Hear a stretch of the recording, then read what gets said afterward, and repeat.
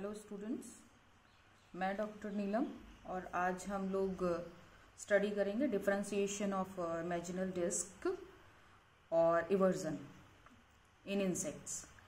तो सबसे पहली बात तो मैं आपको ये बोलूँगी कि जो डेवलपमेंट होता है स्पेशली इन इंसेक्ट, वो मेटामॉर्फोसिस के थ्रू होता है।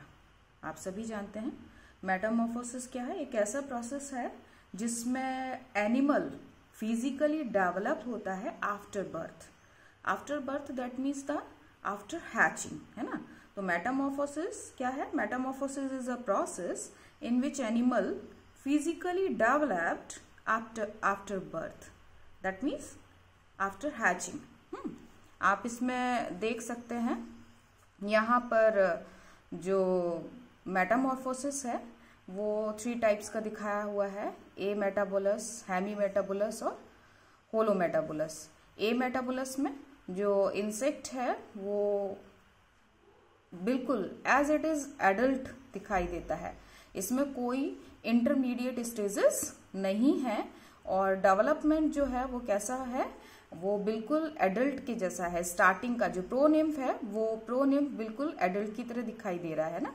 तो मेटामॉर्फोसिस, इस टाइप का जो मेटामॉर्फोसिस होता है उसे हम बोलते हैं ए मेटाबोलस, है ना। नेक्स्ट है हेमी मेटाबोलस डेवलपमेंट।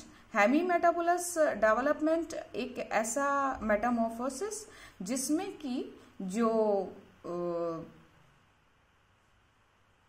डेवलपमेंट एक ऐसा डेवलपमेंट है जिसमें कि जो इंसेक्ट का डेवलप होता है वो एडल्ट की तरह दिखाई देता है, लेकिन उसका जो रिप्रोडक्टिव ऑर्गेन्स है, विंग्स है, ये डेवलप नहीं होता है। बट उसका जो स्ट्रक्चर है ऑलमोस्ट ऑल वो एडल्ट की तरह दिखाई देता है। विंग का डेवलपमेंट और सेक्स ऑर्गेन्स का डेवलपमेंट एडल्ट के टाइम पर ही होता है। तो इस टाइप का जो डेवलपमेंट है वो कैसा है? हेमी मेटाबोलस डेवलपमेंट है। नेक्स्ट आ जाता है होलो मेटाबोलस। होलो मेटाबोलस एक ऐसा मेटामॉर्फोसिस का टाइप है जिसमें इंसेक्ट की में कई सारी स्टेजेस होती है। जैसे आप देख रहे हैं यहाँ पर लार्वा लिखा हुआ, larva first instar, second instar, third, fourth, fifth. ये तो मैं आपको दिखा रही हूँ। सिल्क वॉर्म में या किसी और मॉथ में इसको आप देख सकते हैं, बटरफ्लाई में। इसमें कई सारे इंस्टार्स है ना। ये इंस्टार्स का मतलब क्या है? ये लावल स्टेजेस ही हैं, बट इसमें मोल्टिंग होता है। जब हैचिंग के बाद फर्स्ट इंस्टार बना तो उसके बाद इसमें फर्स्ट मोल्ट हुआ तो सेकेंड इंस्टार बन गया, सेकेंड मोल्ट हुआ तो थर्ड इंस्टार, थर्ड मोल्ट हुआ तो फोर्थ इंस्टार बन गया। इस तरीके से जो लावल स्टेजेस होती है वो इसमें प्रेजेंट होती है। और इसके बाद होता है इसमें प्यूपल स्टेज। प्यूपल स्टेज ये देख पा रहे हैं आप यहाँ पर कोई कोकून होता है ना। कोकून में जैसे कि ये बटरफ्लाई का दिखाया है इसलिए यहाँ पर हम दिखा सकते हैं कि इसमें कोकून है। कोकून में जो प्यूपा है वो रैप्ड होता है, बंद होता है और एडल्ट इसमें से इमर्ज होता है। तो इस टाइप का जो मेटामॉर्फोसिस है वो होलो मेटाबोलस डेवलपमेंट बोला जाता है। Holo that means whole all stages of the insect, that means larva, pupa and adult, सारी स्टेजेस इसमें मिलता है। तो इस टाइप का जो डेवलपमेंट है वो क्या है? होलो मेटाबोलर डेवलपमेंट होता है जो किसके मेटामॉर्फोसिस के थ्रू हो रहा है ना। अब नेक्स्ट आ जाते हैं स्पेशली इंसेक्ट का डेवलपमेंट पर। स्पेशली हम बात करेंगे ड्रोसोफिला मेलानोगैस्टर की, क्योंकि हमको डिफरेंशिएशन जो इमेजिनल डिस्क का है वो उसी में ही देखना है। तो सबसे पहली बात तो हम ये बताएंगे आपको कि जो भी लार्वा की बॉडी होती है वो डीजेनरेट होता है। डीजेनरेट मतलब उसमें सिस्टमेटिकली जो ऑर्गेन्स एडल्ट में एलाबरेट नहीं होते हैं, आगे डेवलप नहीं होते हैं, उनका क्या हो जाता है? वो डिस्ट्रॉय हो जाते हैं। ये प्रोसेस जिसमें कि सेल को डेथ किया जाता है, मारा जाता है, उसको हम क्या बोलते हैं? एपोप्टोसिस बोलते हैं। ये जनरल है बट मैंने इसको आपको थोड़ा चीज़ों को एक रिवाइज करने की वजह से यहाँ पर इसको मेंशन किया है। अच्छा, जो लार्वा से जब एडल्ट का डेवलपमेंट होता है तो वो क्या होता है कि अनडिफरेंशिएटेड एक सेल्स का क्लस्टर होता है, उसके थ्रू होता है। किसके थ्रू होता है? ऐसी सेल्स का क्लस्टर जो अनडिफरेंशिएटेड होता है, जिनको कि हम नेस्ट ऑफ सेल्स भी बोलते हैं या फिर बोलते हैं इमेजिनल डिस्क। ठीक है, तो जो लार्वा से एडल्ट का डेवलपमेंट है, लार्वा, ठीक है, यहाँ लार्वा है, लार्वा से ये एडल्ट का डेवलपमेंट जो है वो किससे हो रहा है? अनडिफरेंशिएटेड जो क्लस्टर ऑफ सेल्स है उसके थ्रू हो रहा है। और उस अनडिफरेंशिएटेड क्लस्टर ऑफ सेल्स को हमने क्या बोला है? नेस्ट ऑफ सेल्स या फिर इमेजिनल डिस्क यहाँ पर बोला गया। अच्छा, मैंने जो चीज आपको बताया था कि जो डेवलपमेंट है वो किसके थ्रू होता है? वो होलो मेटाबोलस, जैसे कि हम लोग फ्लाई का कर रहे हैं और फ्लाई में कंप्लीट मेटामॉर्फोसिस होता है, मतलब होलो मेटाबोलस टाइप का डेवलपमेंट होता है। तो इसमें हम देखेंगे कि जब एग लेइंग होता है तो फर्टिलाइज एग जो है वो फीमेल ने ले किया है यहाँ पर, और इसमें फिर क्लीवेज होता है। ये एम्ब्रियो में क्लीवेज हुआ, गैस्ट्रुलेशन हुआ, गैस्ट्रुलेशन के बाद, है ना, गैस्ट्रुलेशन के बाद हैचिंग हो रहा है। देख रहे हैं आप यहाँ पर जो डेवलपमेंट के टाइम पर जो फर्टिलाइज्ड एग है उसमें क्लीवेज हुआ, क्लीवेज के बाद मोरुला, है ना, ब्लास्टुला, गैस्ट्रुला, ये सारी जो स्टेजेस है वो क्रॉस किया इसने, और फिर उसके बाद क्या हुआ? इसमें हैचिंग हुआ। तो जस्ट आफ्टर हैचिंग जो न्यूली हैच्ड लार्वा होता है, जिसको हम फर्स्ट इंस्टार लार्वा बोलते हैं, ये क्या है? इसमें हम इमेजिनल डिस्क को देख सकते हैं। कैसे देख सकते हैं? इसमें इमेजिनल डिस्क जो है वो थिकनिंग ऑफ एपिडर्मिस, एपिडर्मिस जो है वो थिक फॉर्म में कहीं कहीं पर all over the body, epidermis जो है थिकनिंग फॉर्म में मिलता है। वो सेल्स जो है वो थिक होती है और उनको हम क्या बोलते हैं? इमेजिनल डिस्क बोलते हैं। तो ये बहुत अच्छे से क्लियर हो गया होगा अब आप लोगों को कि जो इमेजिनल डिस्क होता है वो क्या होता है। इमेजिनल डिस्क जो है वो अनडिफरेंशिएटेड क्लस्टर ऑफ सेल्स होता है, जिनको हम नेस्ट ऑफ सेल्स भी बोलते हैं। ठीक है, और इसको कहाँ देखा जा सकता है?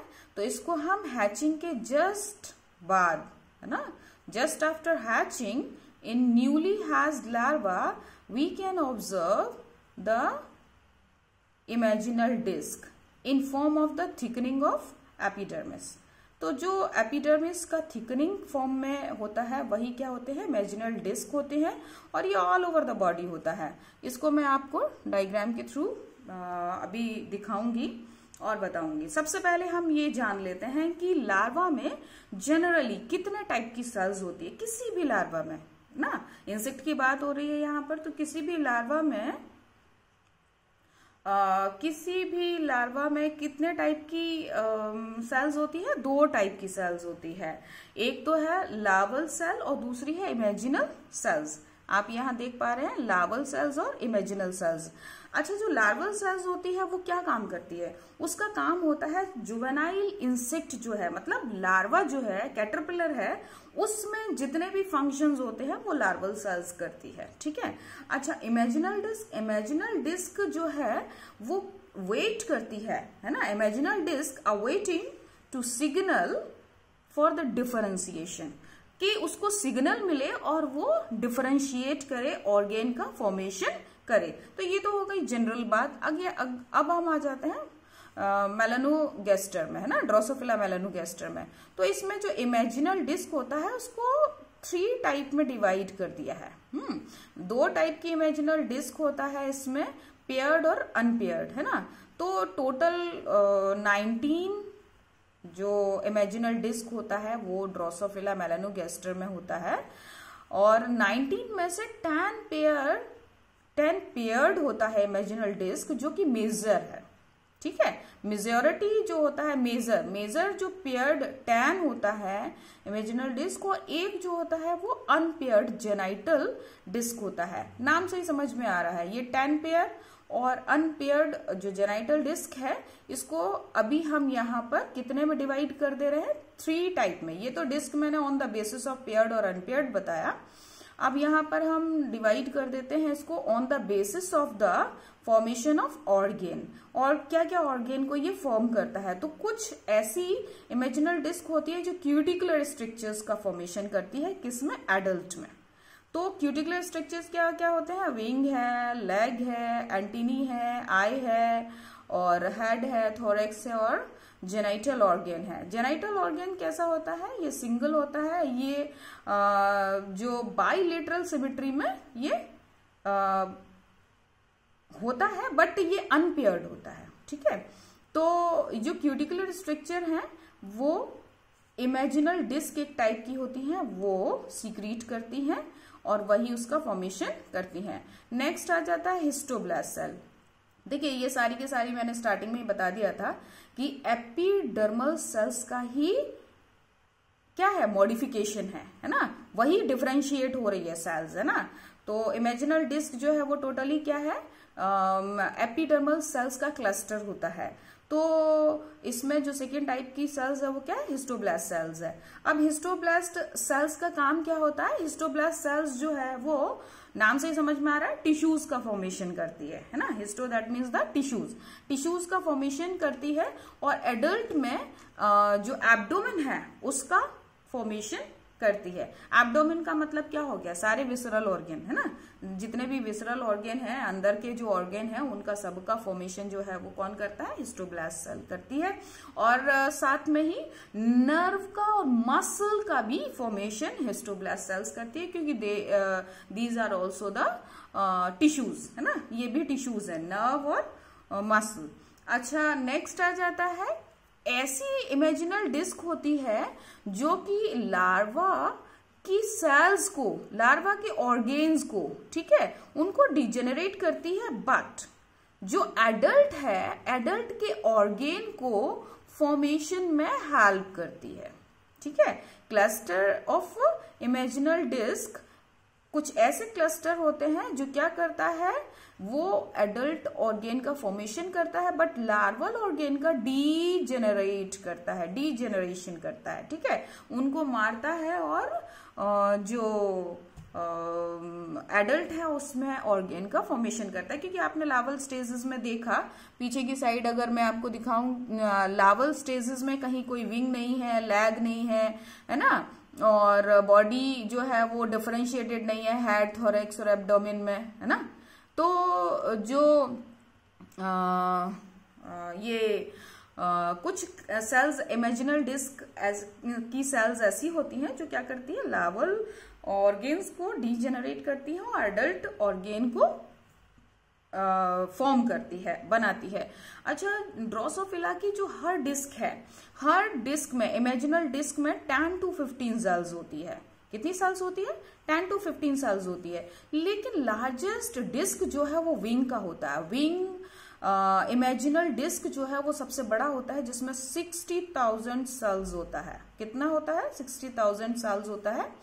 और लैग और हेल्टर उससे थोड़ा छोटा डिस्क होता है, इमेजिनल डिस्क है लैग और helter. Helter it's a modified wing, wing का एक मॉडिफिकेशन होता है जो डिप्टेरा में होता है।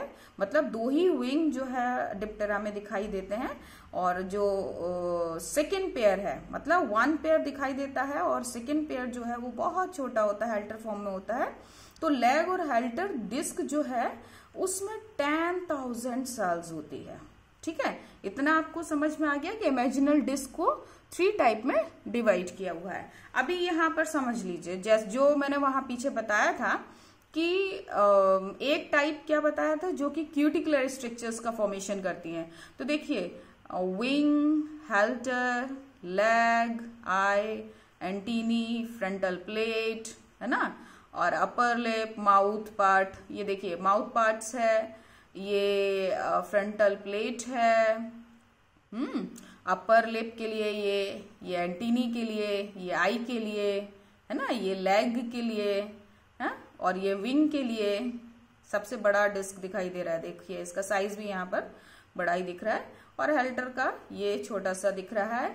अब ये देखिए गट को, foregut imaginal disc, midgut imaginal disc और हाइंड गट इमेजिनल डिस्क, इसको अलग अलग दिखा दिया है यहाँ पर, बट इसको टोटली हम एक ही मानेंगे क्योंकि ये क्या है, ये एक ही गट का फॉर्मेशन कर रहा है। और नेक्स्ट क्या बताया था, ये तो अलग अलग ऑर्गेन हो गए, जो ये तो कैसे क्यूटिकुलर स्ट्रक्चर्स का ऑर्गेन हो गया, है ना, ये बता भी रहे हैं यहाँ पे, लेग, आई, है ना, एंटीनी और यहाँ फ्रंटल प्लेट और लिप, माउथ पार्ट्स, है ना। ये हेल्टर छोटा सा दिख रहा है जो डिफरेंट कलर में आपको यहाँ पर ना हेल्टर है ये, और ये विंग का फॉर्मेशन है ना। ये तो क्यूटिकुलर स्ट्रक्चर हो गए जो इमेजिनल डिस्क बना रहा है।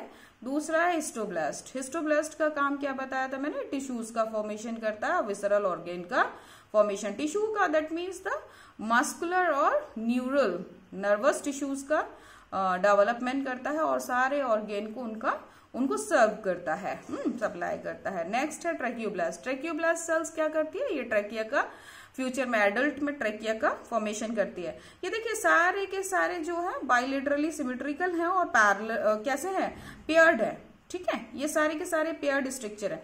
बट यहाँ जेनाइटल जो है, जेनाइटल डिस्क जो है, इमेजिनल डिस्क, ये सिंगल है ना। तो मैंने आपको बताया कि 10 मेजर पेयर डिस्क होता है, टोटल तो वैसे 19 होता है, बट 10 मेजर पेयर डिस्क होता है और 1 जो है वो अनपेयर्ड डिस्क होता है इसमें।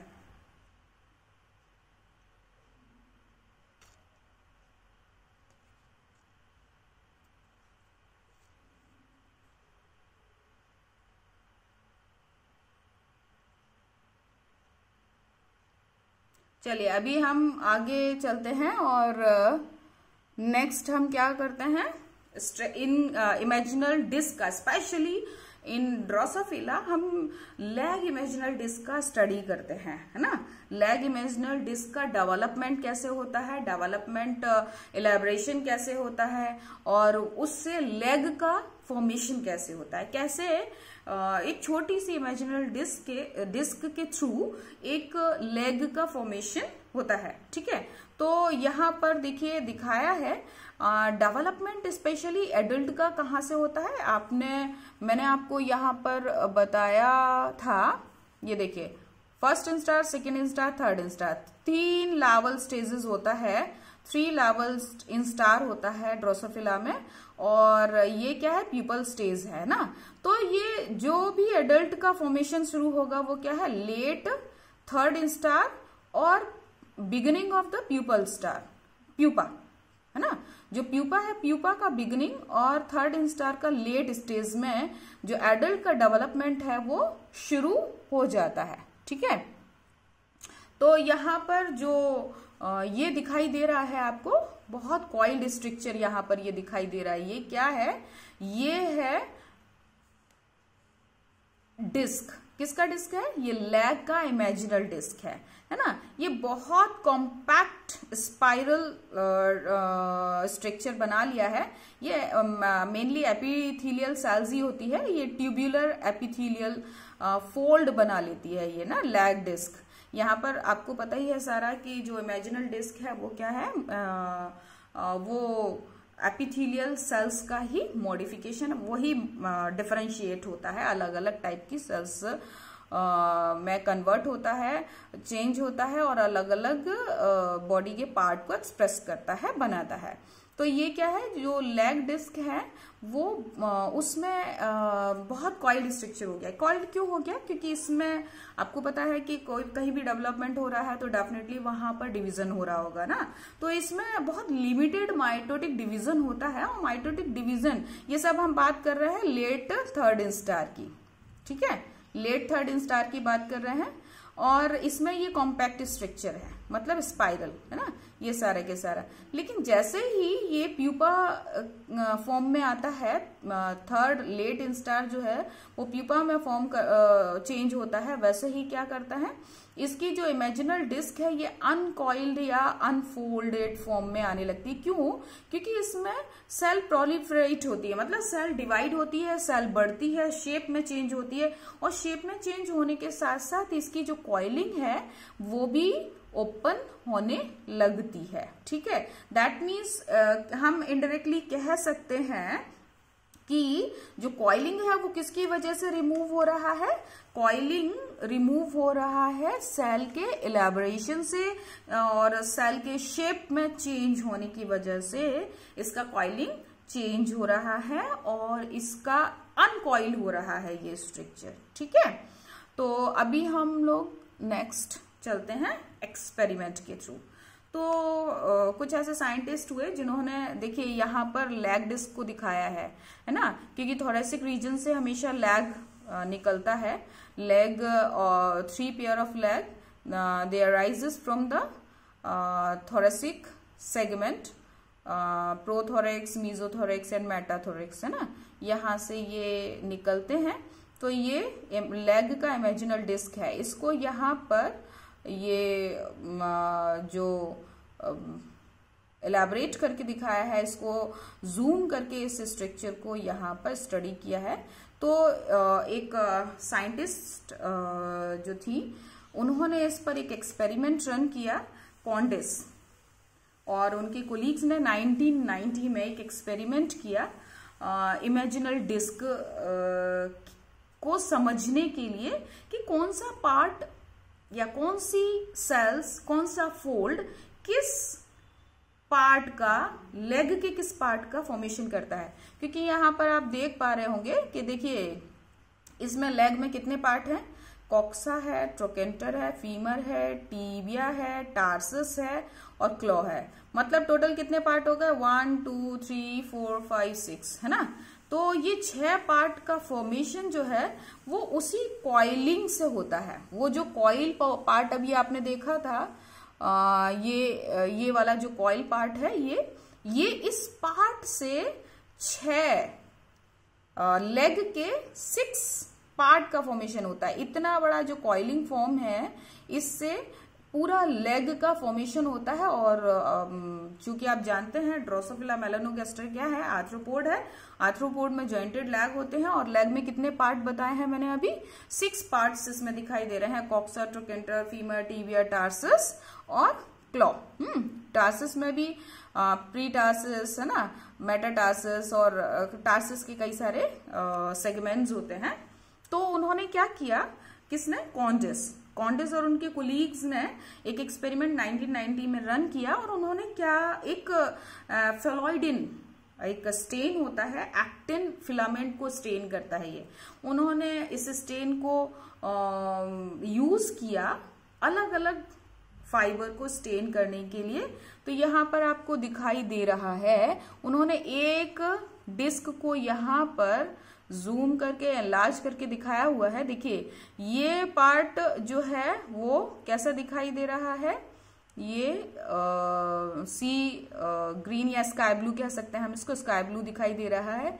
और ये पेरिफेरल पार्ट है, उसके अंदर ये डिफरेंट कलर दिखाई दे रहा है ना। और उसके अंदर ये कलर जो फीमर दिखा रहा है यहाँ, वो बना रहा है। और फिर नेक्स्ट पिंक है और नेक्स्ट मजेंट कलर है। और सेंटर में एक डार्क कलर दिखाई दे रहा है जो ब्राउन कलर है। अच्छा, सभी पर नाम लिखा हुआ है। ये क्या है, स्टेन्स है।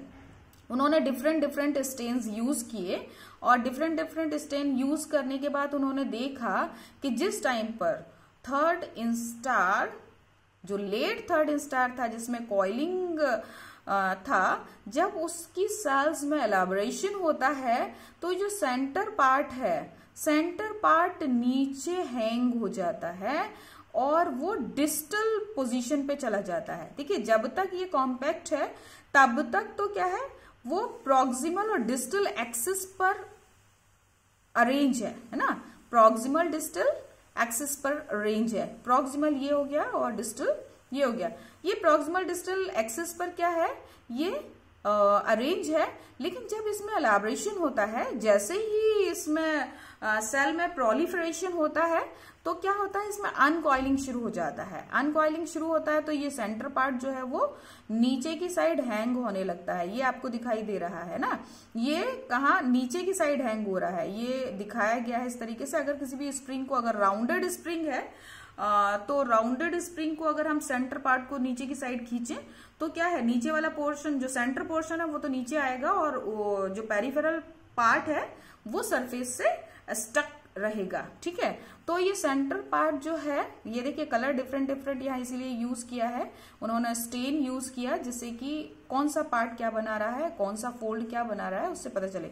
तो देखिए सेंटर पार्ट ने क्लॉ बनाया जो कि डिस्टल, ये देखिए ये सेंटर में जो था, सेंटर ने क्या बनाया, क्लॉ बनाया। सेम कलर है ना। सेंटर ने क्लॉ बनाया और क्लॉ के अलावा क्या बनाया, डिस्टल टिबिया भी बनाया। ठीक है, डिस्टल टिबिया, टिबिया ये पार्ट है टिबिया, तो क्लॉ और टिबिया, डिस्टल टिबिया, ये स्ट्रक्चर जो है वो इस पोर्शन ने बनाया है ना। और ये वाला देख रहे हैं टिबिया बनाया इसने, है ना। यहाँ पर टिबिया ये दिखाई दे रहा है, प्रॉक्सिमल टिबिया और डिस्टल टिबिया दो पार्ट कर दिए हैं। अभी इसको एक्सपेरिमेंट, जो एक्चुअल एक्सपेरिमेंट का स्ट्रक्चर है उससे हम अभी आपको दिखाएंगे। तो ये जो स्ट्रक्चर्स है इसमें अलग अलग सेल के प्रोलिफरेशन होने से ये अनकॉइल्ड हो गया, अनकॉइल्ड होकर इसने ये क्लॉ, टार्सस, टिबिया, फीमर और ट्रोकेंटर, कॉक्सा, ये अलग अलग फोल्ड ने अलग अलग बना लिया। ये कलर्स आपको मैच करके यहाँ पर दिखाई दे रहे हैं ना। ये प्री प्यूपा स्टेज है, मॉर्फोजेनेसिस यहाँ पर दिखाया है, यानी कि ऑर्गेन का फॉर्मेशन हो रहा है, स्ट्रक्चर का फॉर्मेशन हो रहा है। अब देखिए कुछ इसमें ना जीन इफेक्ट देख लेते हैं अभी कि क्या उन्होंने बताया कि जीन इफेक्ट क्या इसमें देखा उन्होंने। तो जो कॉन्डिस और उनके कोलीग्स थे उन्होंने स्टेन यूज किया। ये एक्चुअल जो एक्सपेरिमेंट की पिक्चर्स है वो लिए हुए हैं। तो उन्होंने देखा जो सेंटर पार्ट है, जो लेट थर्ड इंस्टार का सेंटर पार्ट था, वो क्या करता है कि वो कुछ मॉर्फोजिन को सीक्रीट करता है। वो मॉर्फोजिन क्या थे, दो मॉर्फोजिन थे, मैंने इसमें लिखा नहीं है, विंगलेस जीन और डेका पेंटाप्लेजिक जीन, है ना, जीन, जिसको कि हम DPP बोलते हैं। तो ये जो सेंटर पार्ट है जो कॉम्पैक्ट एकदम पैक था, ये सीक्रीट करता है लेट थर्ड इंस्टार स्टेज में।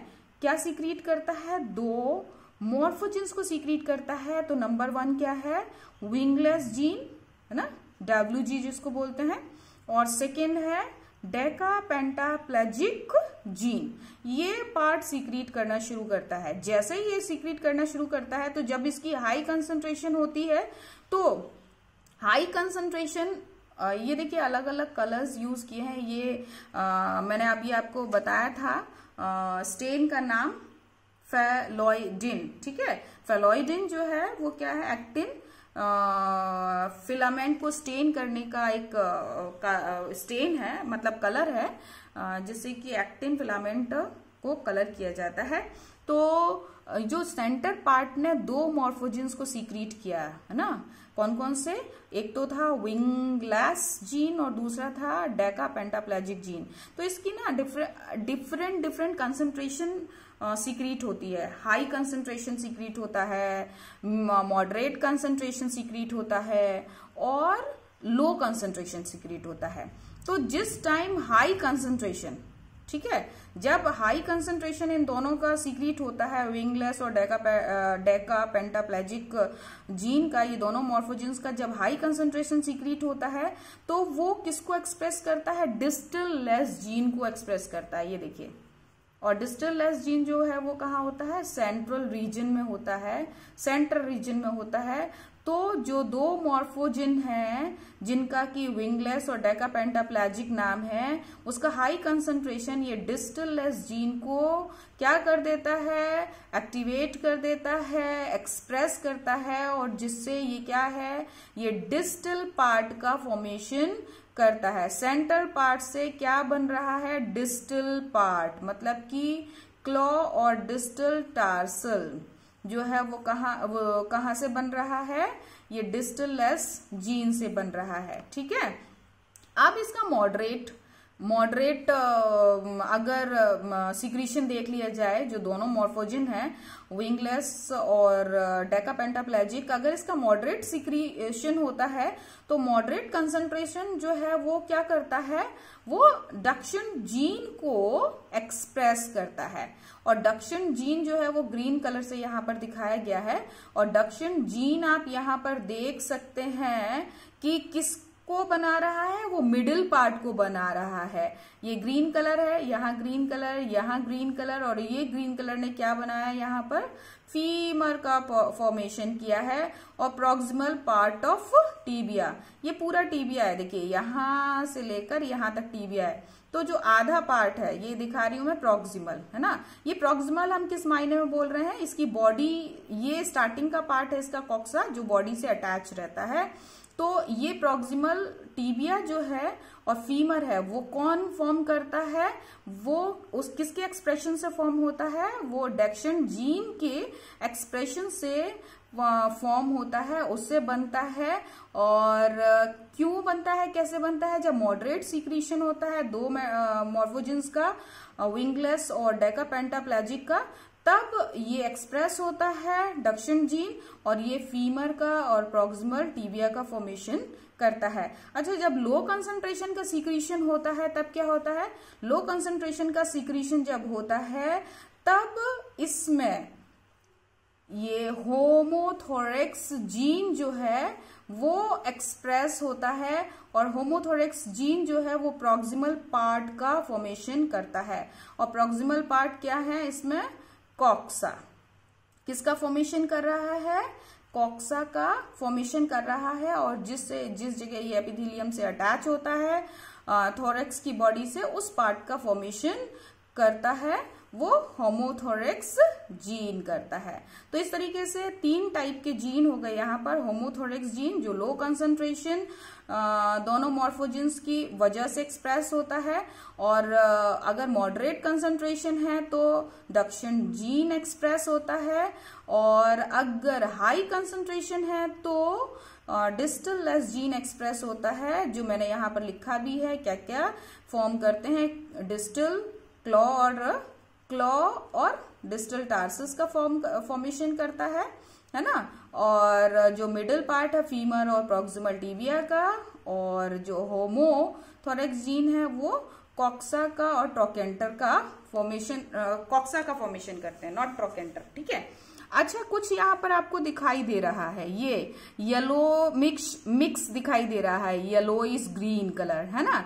तो यहाँ पर जो ओवरलैप जो पार्ट होता है, देखिए इन सब में ग्रेडियंट तो बनते ही हैं, ग्रेडियंट के बीच में भी कुछ जो ओवरलैप पार्ट होता है डक्शन जीन का और डिस्टल लेस जीन का, वो ट्रोकेंटर का, डिस्टल टिबिया का और प्रॉक्सिमल टार्सस का फॉर्मेशन करते हैं। ये कौन करता है, ये ओवरलैप्ड पार्ट करता है इन दोनों जीन का, डक्शन जीन और डिस्टल लेस जीन का।